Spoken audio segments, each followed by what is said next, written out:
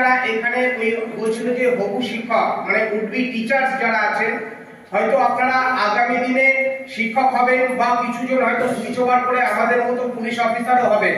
তো আপনাদের জন্য আজকের আমাদের এই বিশেষ সচেতনতা শিবির। ইতিমধ্যেই জানেন আপনারা যে এই সাইবার ক্রাইম যে ইন্ডাস্ট্রি, এটাকে যদি ধরে নেওয়া হয় একটা ইন্ডাস্ট্রি, আমরা দেখেছিলাম যে আজ থেকে 2 বছর আগে এই ইন্ডাস্ট্রির যে টার্নওভার ছিল, আমি পজিটিভ অর্থেই বলছি বা নেগেটিভ অর্থে আপনাকে শুধু টার্নওভার জানানোর জন্য বলছি, এটা ছিল $3 ট্রিলিয়ন ইন্ডাস্ট্রি এই আজ থেকে 2 বছর আগে। গত পরশুদিনকে দেখছিলাম যে এটা $10.2 ট্রিলিয়ন ইন্ডাস্ট্রি হয়ে গেছে। আপনাদের বেশ কিছু যে উন্নত দেশ আছে, সেই উন্নত দেশের যে অর্থনীতি আছে সেটাকে ছাপিয়ে যাওয়ার জন্য যথেষ্ট আছে। সেই জন্য আজকে আপনাদের এই সাইবার সচেতনতা বা সাইবার অ্যাওয়ারনেস সম্পর্কে জানাটা অত্যন্ত জরুরি হয়ে গেছে। কিছুদিন আগে পর্যন্ত আমাদের যখন এই সাইবার অ্যাওয়ারনেস শিবির আমরা করছিলাম না, আমরা ভাবছিলাম যে 10 লাখ টাকা পর্যন্ত যখন ফ্রড হচ্ছে ঠিক আছে, এটা কোনো অসুবিধা নেই, মানুষকে সামান্য সচেতন করলেই হয়ে যাবে। এখন ইদানিং দেখছি আমাদের কাছে ফ্রিকোয়েন্টলি 50 লক্ষ টাকার উপরে বেশ কিছু কেস হচ্ছে, রেজিস্ট্রেশন হচ্ছে আমাদের এই সাইবার পুলিশ স্টেশনে। এবং গতকালকে আমাদের লার্নের সিপি স্যার চাইছেন যে শুধুমাত্র সাইবার পুলিশ স্টেশন নয়, প্রত্যেকটা পুলিশ স্টেশনে এখন এই সাইবার সচেতনতা শিবিরগুলোর আয়োজন করে মানুষকে সচেতনতা বৃদ্ধি করে আমাদের ব্যারাকপুর পুলিশ কমিশনারেটে এই সাইবার এই জায়গাটাকে রিডিউস করতে হবে। কারণ আপনারা প্রত্যেকেই জানেন আমরা এমন একটি যুগে বাস করছি যে যুগে আমরা কখনোই অস্বীকার করতে পারবো না আমাদের এই মোবাইল ব্যবহার সম্পর্কে।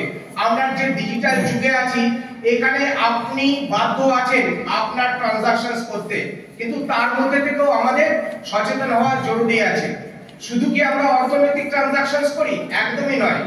আমরা আমাদের অবসর সময়ে যেভাবে আমরা নিজেদের সময়টি কাটাই, আমার যারা হবু টিচার্স আছেন এখানে, বিশেষ করে আমাদের তাদেরকে সচেতন করা দরকার আছে।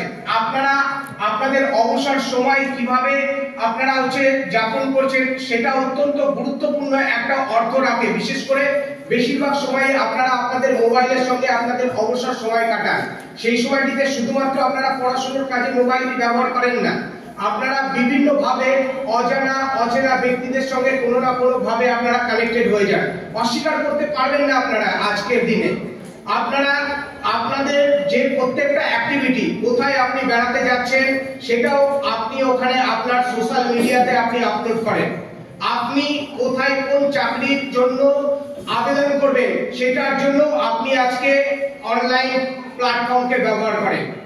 আপনি শুধু কি তাই, নিজের অনেক তথ্যাদি যেগুলো আপনি শেয়ার করেন আজকের এই অনলাইনে বিভিন্ন রকম প্ল্যাটফর্মে। কিন্তু কোথায় তাহলে আমরা সচেতন হব?